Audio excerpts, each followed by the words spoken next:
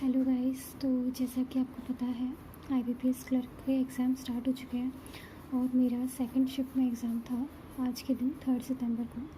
तो मैं आपसे शेयर करूंगी कि मेरा एग्ज़ाम कैसा हुआ है और एग्ज़ाम का लेवल कैसा था और कौन कौन से क्वेश्चन आए हैं जो कि आपको आने वाली शिफ्ट में हेल्प कर सकता है। तो हम स्टार्ट करते हैं। हमारा एग्ज़ाम स्टार्ट होता है इंग्लिश सेक्शन से। तो इंग्लिश में अगर ओवरऑल अगर कहूँ तो ये जो इंग्लिश आई थी इजी से मॉडरेट लेवल की थी। तो इसमें जो आरसी था शार्क बेस्ड पे था, शार्क ओशंस बेस्ड पे था। तो ठीक है, इजी मान सकते हैं इसको, इजी मतलब डुएबल भी था। और इसमें एरर्स के क्वेश्चन आए थे, 4 से 5 क्वेश्चन एरर्स के आए थे। अरेंजमेंट रीअरेंजमेंट में ABCDE दे रखा था 5, मतलब उसको उनको अरेंज करने थे। तो उसमें अरेंजमेंट वाले का मैं बोल सकती हूँ ये थोड़ा सा मॉडरेट लेवल का था, तो मुझे समझ में नहीं आया। तो मैंने सिर्फ स्टार्टिंग वाला करके आई थी, मैं सिर्फ फर्स्ट पे जो था वो करके आई थी मैं बस, क्योंकि मैं रिस्क नहीं लेना चाहती थी, क्योंकि नेगेटिव भी हो सकते हैं इसमें।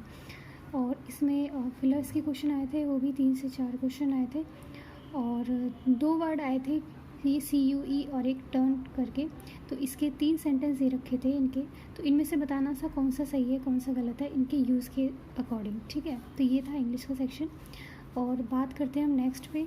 तो इसके बाद हमारा खुल जाता है मैथ्स का सेक्शन खुल जाता है इंग्लिश के बाद में।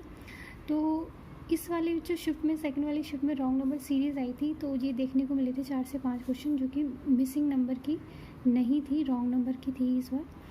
और सिंप्लीफिकेशन के ज़्यादा ही क्वेश्चन थे, कम से कम 10 से 12 क्वेश्चन आए थे इसमें। और DI जो बार ग्राफ DI थी वो आई थी इसमें, ऑर्गेनिक और इनऑर्गेनिक के करके आई थी AB कंपनी के अकॉर्डिंग। 2 कंपनी दे रखी थी। इसमें जो वैल्यू दे रखी थी तो वो 1 की वैल्यू 4 आई थी। इसका मतलब जैसे जो 5 पॉइंट होते हैं तो 0 से 20 दे रखा था, तो एक की वैल्यू 4 हो गई, ठीक है। तो और क्वाड्रेटिक सीरीज़ जो होती है, क्वाड्रेटिक इक्वेशन सीरीज़ तो नहीं, क्वाड्रेटिक इक्वेशन जो आते हैं क्वेश्चन वो इसमें नहीं थी, ये इसमें देखने को नहीं मिली। मैं सोच रही थी आएगी बट वो आई नहीं। अरिथमेटिक की बात करें तो अरिथमेटिक के भी काफ़ी क्वेश्चन थे ना, मतलब 9 से 10 क्वेश्चन तो होंगे ही इसके, ठीक है। मैथ्स की अगर मैं ओवरऑल बताऊँ तो ये मेरे को मैथ्स थोड़ी सी ठीक है मॉडरेट लगी थी। क्यों लगी थी? क्योंकि ये थोड़ी कैलकुलेटिव थी। बाकी अदरवाइज़ ईजी मान सकते हैं, लेकिन कैलकुलेटिव की वजह से ये थोड़ी मॉडरेट थी। अब आगे चलते हैं रीजनिंग सेक्शन में। रीजनिंग सेक्शन मुझे इन दोनों के अकॉर्डिंग ईजी लगा था, क्योंकि इनइक्वालिटी के 5 क्वेश्चन देखने को मिल गए। 5 तो नहीं, शायद 4 या 5 थे बस। सिलॉजिस के क्वेश्चन भी मतलब 4 से 5 क्वेश्चन मिल गए, ये तो ईजिली हर कोई कर लेता। और ब्लड रिलेशन के 3 क्वेश्चन आए थे। और अल्फ़ा न्यूमेरिक के भी 3 से 4 क्वेश्चन थे। और पज़ल जो आई थी इसमें 3 पज़ल आई थी, मंथ बेस पे आई थी। एक मतलब जनवरी फरवरी ऐसे करके, लेकिन कंसेक्यूटिव में नहीं थे, थोड़े अलग अलग थे। 7 या 8 मंथ दे रखे थे। और फ्लैट बेस्ड आई थी, मतलब 2 फ्लैट थे और 4 फ्लोर थे, तो उनको ऐसे जमाना था। और स्क्वायर आई थी, स्क्वायर में आया था कॉर्नर पे बैठे हुए हैं, साइड में बीच में बैठे हुए हैं, तो बीच वाले बाहर, अंदर कॉर्नर वाले अंदर, ये वाली आई थी।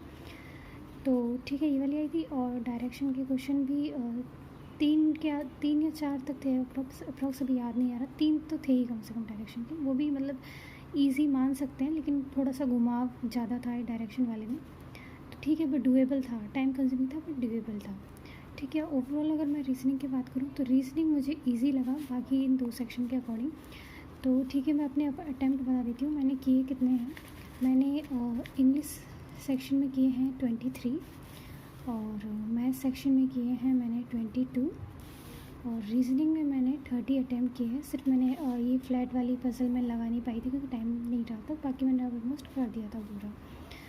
तो मेरे टोटल अगर मैं अटैम्प्ट की बात करूँ, मेरे टोटल अटैम्प्ट हो रहे हैं 75।